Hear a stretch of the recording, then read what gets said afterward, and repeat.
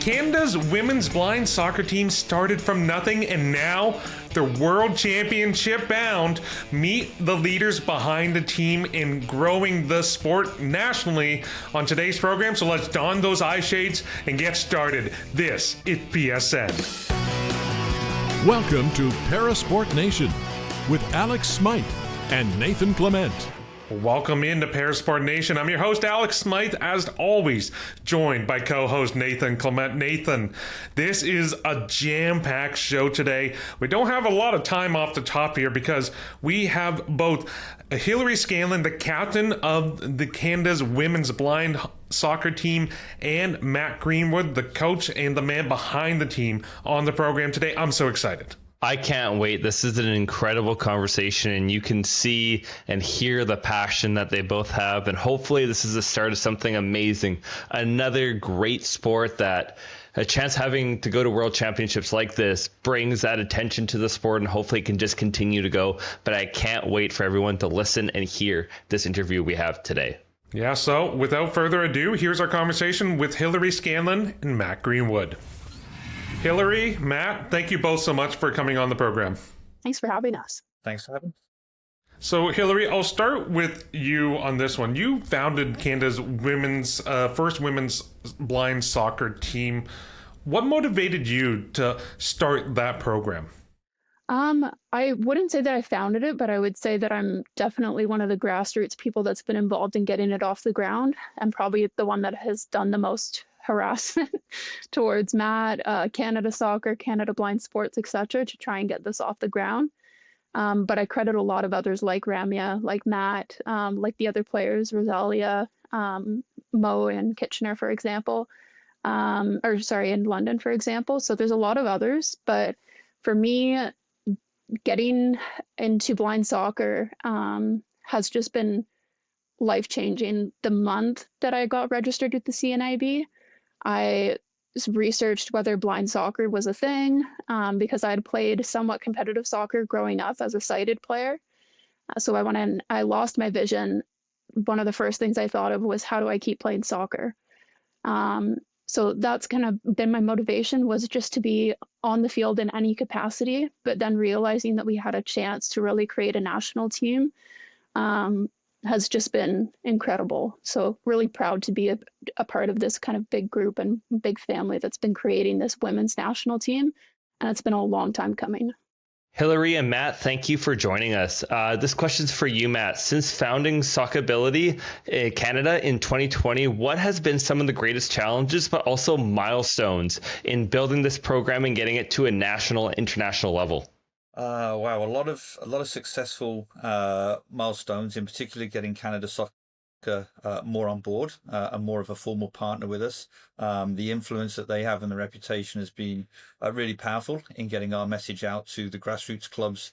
And then, streams like blind soccer are actually starting to build a pathway for players so that it's not just a group of players at the community level being sucked up into a national program, but what are the stepping stones that we can put in place to provide a sort of a formal pathway.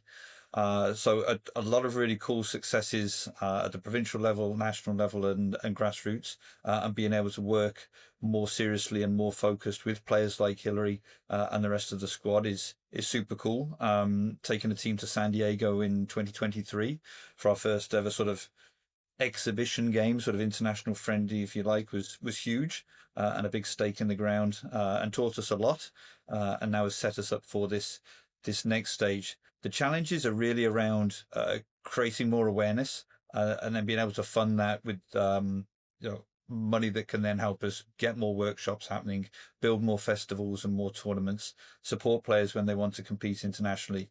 And we're realistic. We know that it's a slow burn. We know there's a lot of attention being pulled on people's finances to support all sorts of other programs. We're hopeful that next year, with the little matter of a World Cup in our backyard, that might draw even more attention and more support for what we're trying to do. But we persevere. This isn't going to happen overnight, but we've got the energy to keep pushing on.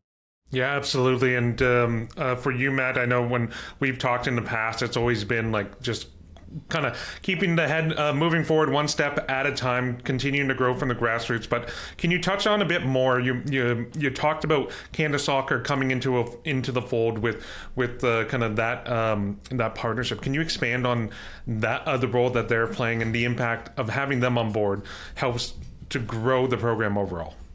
Yeah, definitely. On the sort of outside of the blind soccer realm, Canada Soccer were able to get some federal funding at the back end of last year, which enabled us to deliver 10 workshops across the country at grassroots clubs to really get them on board and start accessible programming. But for the purposes of what we're talking about right now, they've really jumped on board with the blind soccer piece. And as Hilary mentioned, it's been a long time coming. I remember Hilary's email to me back in 2016 when I was working at Ontario Soccer saying, we need blind soccer. When's it coming? What's it going to look like? And between the two of us, a lot of emails, a lot of calls, a lot of conversations to get to this point. But we were able to get Canada Soccer to commit to a memorandum of understanding with Canadian Blind Sport Association, which really sort of devolves that responsibility to Canada Soccer and gives them the reins. So they've been generous enough to support us with the uniforms that the team are going to wear this October in Kochi, India. So we're going to look like a proper Team Canada team, which is fantastic. And they're providing some staff resource as well to help us with some of the administration and some of the the international compliance, visas, and all these sort of things that people don't normally think of to begin with when it's about going to play soccer. But these are all the governance and the admin pieces in the background that they've been keen to step up, and I expect this is going to really evolve into something really positive in the future.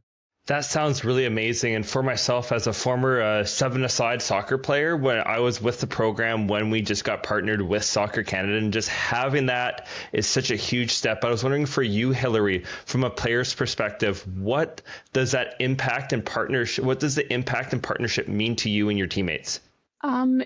For me, it means that we have a home. So before this, we didn't have a national governing body. Sockability was not eligible to act as our national governing body. Canadian Blind Sports did not have the capacity or the willingness.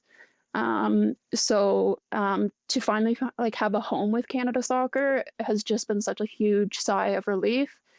And it's amazing that it's taken this long to get there, but so happy that we finally, it feels like, have a home. And then I think competing essentially as a Canada Soccer national team with the jerseys, with the uniforms, with the staffing support, it just makes it feel much more real for the players. It's not just let's go play soccer on Saturday. It's you're a real national team member, and we're starting to be treated as such. And let's build on that, Hilary. From that national team perspective, the World Championship in India is coming up. How are you and your team preparing for that and training for that competition? So Canada is a huge country. So a lot of our training is home-based. It's a lot of DIY things. It's brainstorming. This is the skill that I want to work on. And then putting it to the group and saying, does anybody have any ideas or any tools that they might suggest so I can practice this at home? So I've been posting a lot of videos to the group, showing them what I've been doing, different dribbling exercises, different shooting exercises. And then for those that are available, we come together as a team on Saturdays in Pickering. And those are absolutely essential in getting us to where we need to be as a team. And also playing with some really tough, kind of really competitive players, including Sajad, who's a former member of the Iranian national team. He's been instrumental, I think, in our player development. So just wanted to mention him. We also have weekly team meetings on Sunday nights, and those are all dedicated to getting to know each other as players, as teammates. What's your favorite book, recipe, music video, or whatever it is. And then also discussing potential tactics. What plays could we be using? What is the language that we want to be using on the pitch and with our goal guides? And then just constant communication throughout the week as much as we can, just trying to stay in touch. But it's been frustrating that we don't have the opportunity to meet as an entire group. So that's definitely something to build on towards in the future. But for India, it's a lot of personal development at home or wherever you can do it. And then whenever we come together as a team, even if it's just for an hour, using that as best you can. I have the same question for you, Matt. On the staffing side, what are you doing to ensure the team is prepared to compete in Kochi, India at the World Championships? That's a really good question. I'll build on what Hillary's just mentioned there. So Hillary's really leading the charge from a sort of a remote access perspective, using technology as best as we can to build the players in isolation, if you like, so that when they get to the field, we can hit the ground running. And they've got a familiarity of each other. They know some of the things that we want to focus on during training. What we're trying to do now is we're sort of moving on from the basics and kind of the development phase of the team, and now started to focus on the opposition. So we're expecting to play against England, Poland, Argentina, Japan, India, and Australia when we travel there. And all of those teams have got some good international experience under their belt, which is going to be a huge challenge for us, which we're looking forward to. So now we're able to, because of them having that international competition, there's video online. So we're able to pull videos of Argentina versus Japan or England versus Australia from YouTube and have a little look and see where the strengths and weaknesses of those teams are. So now we're starting that process, and we're, the weeks are counting down very quickly now, but starting to work on transferring that information, those kind of tactical plays across to the team, so we know how we'd want to play against each of those countries when we get to meet them. And at the same time, as Hillary mentioned, we've got a great little pool of male players that are more than happy to come along and be part of the training sessions on a Saturday morning. So almost using them as our opposition so that we can test out some of our plays and our formations on the field is huge. Only an hour or 90 minutes each week is really, really tough. We'd love to have 2 or 3 of those in a week to really get into the nitty gritty of what we need to do as a team. But they are really focused. They're a really engaged group of female players that ask the right questions, that want to learn, and really want to get into some of the finer points. So it's great when we have that time together to really have a meaningful discussion about how we want to play and how we can hit the ground running when we get to Kochi, India on October the 2nd. And that's fantastic, because just bringing in all those available resources, whether it's ones like, as you say, like it's tapes that are available online, doing the research, going through and seeing what the other teams are doing strategy-wise, and really kind of build out from that perspective is huge. Hillary, I want to go back to you, and this is obviously something that's, people want to get behind. They want to support. How can fans and supporters support the team on and off the field? Definitely awareness raising. So just spreading the message about blind soccer. The amount of people that kind of you go up to and say, like, I play blind soccer, and they're like, oh, I didn't know that existed. And that includes people with vision loss and visual impairment. So getting the word out that this is a sport that Canada's actually pretty good at, and we can put our stake in the ground. But with that, it really needs to be built beyond Ontario, beyond the GTA. So trying to get different clubs involved, establishing whether it be an all abilities program or blind soccer program within their kind of local divisions is going to be really important. So seeking out kind of local champions or leaders who want to and have the capacity to facilitate that is going to be really important. And like ultimately the dream is to get to the point where we're at the stage where other national teams are, where we can have national camps every few months, and we can fly people in and kind of have that cost covered for them, so that if they want to try blind soccer, they can do so in a really kind of intense environment. One thing about blind soccer is that it's definitely a sport that you need to try before you decide if you want to play it. It's extremely rough. It's most similar in terms of physicality to rugby. So that throws some people off, especially if you've played soccer before, sided soccer. It's just so different. So just getting more people, like sending people the ball, and finding local coaches and communities that people can just start getting introduced to the sport, because that's honestly, like, once we find the players that are involved, like they're kind of like our ride or dies. Like they're the people like that they're not going anywhere. Kind of like Ramya, like we like locked her in immediately. I have this question first for you, Hillary, then I'd love you to answer this as well. Matt, what would success look like for you in India, but also going on into the new year, into 2026 and beyond? So for me, I'm really trying to position India as not a goal that we're trying to get towards and then we'll kind of celebrate once it's done. It's really a launch pad for blind soccer across Canada. And what I mean by that is this is our first tournament where we are going to be internationally ranked. So that's incredibly important. Canada has never been internationally ranked for blind soccer on the men's or women's side. So honestly, just getting to India is going to be massive. Beyond that, I think our success is going to look like if we can definitely get a few goals, if not a dozen, a few dozen goals, like that would be excellent. But I know that we're going into India with a really strong defensive team. So if we can kind of stand our own and hold our ground against some of the best teams in the world right now, that's like Argentina and Japan, then I'll be extremely proud of our team. But honestly, just getting there is going to be such a relief and kind of, honestly, it feels like a springboard to the next step. This is a world championship, so there's no women's blind sport in the Paralympics. The Paralympic committee made the decision not to include it in 2028. Very disappointing. So this is the highest level competition that we can ever compete in. So this also provides us with potentially different access to different like funding streams or revenue streams in the future for our athletes and for the program. So again, it's a launch point. So getting there will be really exciting, getting our first match under our belt, and really just testing ourselves against some of the best teams in the world. And Matt, the same question to you. What does success look like, not only in India, but going forward as well? Well, I mean, I'd echo just about everything that Hillary said then. I think that's spot on. I mean, bringing the team back with some goals would be great and some clean sheets, and everybody healthy and well out of international competition. And then really being able to look back and reflect on what we learned as part of this next step.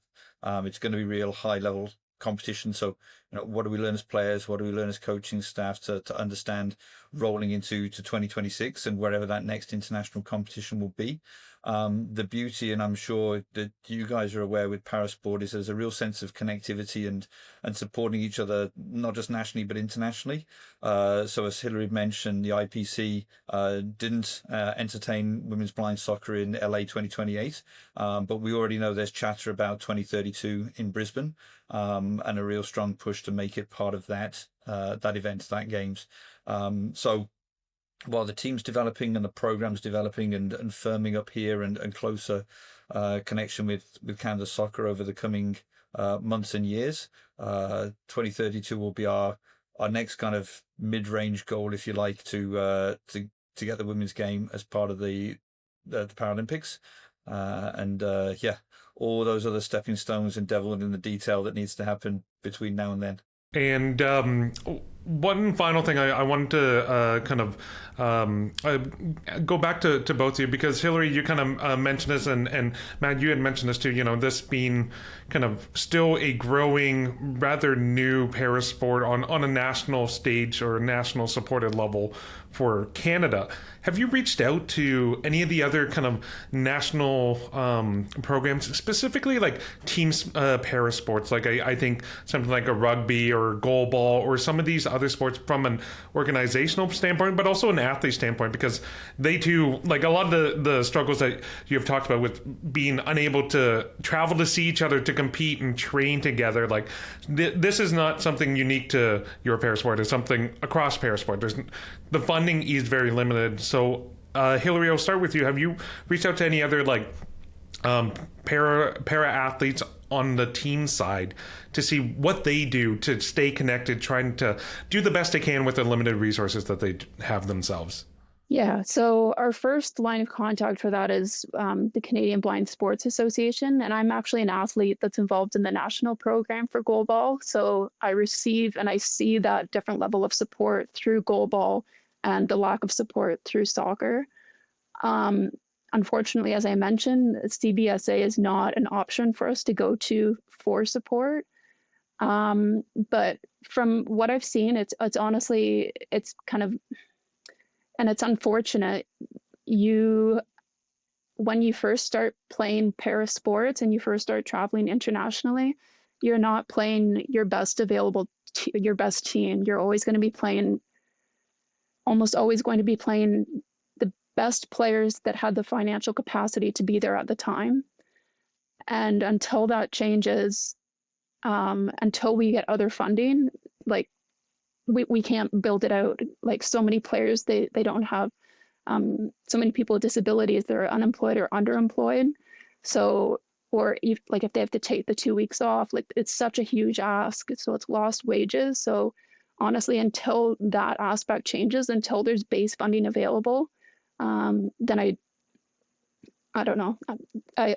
It's limited to what we can, I think, grow. But having said that, once you do get to these international competitions and start establishing yourself on the world stage, that then draws the attention of places like Canada Soccer and the Athlete Assistance Program for Sport Canada, for instance. So it's unfortunate that you have to put kind of your most privileged players up first, and then try and kind of work backwards from that to try and make the field even moving forward. Having said that, we decided that for this tournament, nobody is paying anything out of pocket. We decided like we're essentially not going to go if people are paying out of pocket. We were going to lose a lot of people on our roster if that was the case, and maybe not even be able to field a team. So that's kind of where we're going with our like massive fundraising efforts, aiming for $60,000. That's going to cover everything, because we didn't want to be a team that was forcing our players to pay $6,000 out of pocket. I know other countries are doing that, and they're not sending their best players. They're sending kind of their most privileged. So I know that was a tangent, but just wanted to mention that. No, it's very important, and it's a reality, unfortunately, for living with the disability and the financial impacts of that and the opportunity, especially when you're not a supported athlete, if you're not carded, if you don't have that organizational funding. It's so key.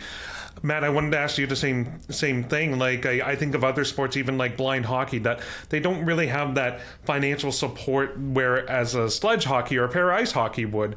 But in trying to figure out ways to still grow the organization, still support the players, and still provide those opportunities to go internationally or nationally and do it with consistency. Like, have you reached out to other organizations to kind of learn from them as well? We have done a little bit, yeah, from provincial sport associations and even some of the likes of a CNIB. So from province to province and nationally, we've reached out to see what opportunities there are to partner with them, and to elevate not only the sport but elevate the funds as well to help us do what we need to do.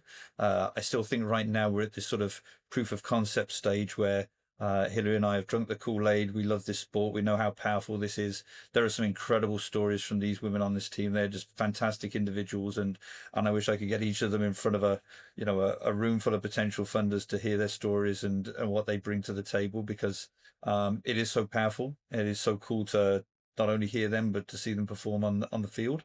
But that takes time, and it keeps us sort of banging at the door. We knocked one door down with Canada Soccer getting on board, and now we've got to continue knocking on each door, and you never know which one's going to get it and see what we see and experience from experience in the sport. And then I think the only way is up from there. But we're still desperately trying to prove that concept that this is a great sport to be part of. There's a powerful message. It's a real, and part of my pun, but a real eye-opener for sighted soccer players when they get to experience it and put a pair of eye shades on for the first time and try and manage the fact that they're listening for the ball, they're listening for their teammates, they're listening for the opposition, they're listening for the coach shouting on the side. There are so many things that go on behind those eye shades that can be quite intimidating. And as Hillary mentioned before, it's physical as well. But it's just such a powerful experience and a cool sport to watch. One of the most popular sports in the Paralympics every quadrennial. And so hopefully with more stories, with more awareness, being able to have the opportunity to speak with you guys today and get the word out there, we can get more organizations and more partners on board to work with us. we've also done or tried to do a lot of collaboration, whether it's showing up for different events at Canada Blind Hockey, for instance, trying to collaborate with Canada Blind Sports, which is really the national governing body of goalball, but it's just kind of separate. We are under Ontario Blind Sports Association, so we do, I think, recruit some players through that, which is good. But yeah, I think there's lots of learnings that can be taken from other parasport organizations. I think one of my favorite events that I've ever gone to as a para athlete is the Ontario Parasport Games, just because often as a blind athlete, you're almost kind of segregated from all the other para athletes. So it was really, really cool to see the different organizations that were there, what they were doing, how they got their athletes there. It'd be nice to almost have like a central repository of all this like information and data so that we can lean on each other.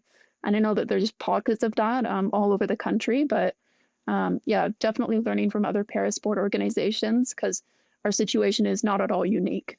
As both of you have been saying so far, five-a-side soccer is such a beautiful game, and especially with Paris, and hopefully getting that chance for the women to compete and represent Canada will be massive internationally at a Paralympic Games, or just having the women as a whole at Brisbane 2032 would be an amazing step. But lastly, where can people donate to help the women's team go to India in October?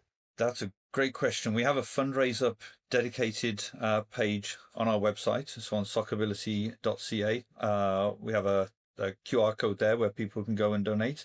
Also, our social media Soccerability Canada has a lot of links there to how the team's progressing, how they're developing.